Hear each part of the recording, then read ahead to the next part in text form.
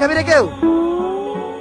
ও আমাকে আইসক্রিম খাওয়াতে চাইলো, জীবন বড় ওরা আমরা ভুল বুঝলাম, ভাবতাম ও অনেক কিপটা। ছি, ওরা নিয়ে তো ছোট চিন্তা ভাবনা করতাম না, কাজটা ঠিক করে নেই। ভাবতাম হালায় অনেক শেষরা, সারা জীবন আমগোটা খাইবো মেরে খাইবো, কিন্তু আজকে ও আমগোটা খাওয়াইবো। ছি, কি ভাবতাম আমি? এত চিন্তার কি আছে, কস না কে? হকামুক তেলে টাকা দিয়ে কিনা খা।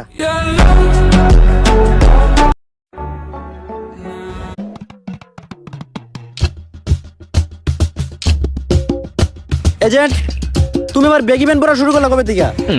সায়েন্টিস্ট সবাই কিনছে, তাই সবার লগে তাল মিলানোর লেগে এই কিনছিলাম। কিন্তু দেখতে তো দেখা যায় একবারে মেঘো প্লাজোর মতো।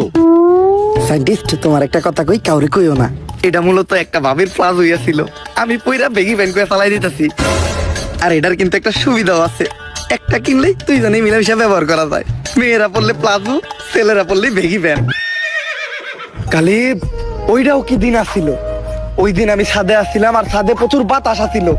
আমি দেখলাম দড়ির ভিতর একটা বেগি প্যান্ট লারা আসছিল, কিন্তু বাসায় আনার পর জানতে পারলাম ওইটা পাশের বাড়ির ভাবির প্লাজো আসছিল। ওই কাম হয়ে গেছে, আমেরিকা স্যাটেলাইট তো হ্যাক হয়ে গেছে। বিগত 1 বছর যাবত আমেরিকা বাংলাদেশের এই ব্যাটের উপরে নজর রাখতেছিল।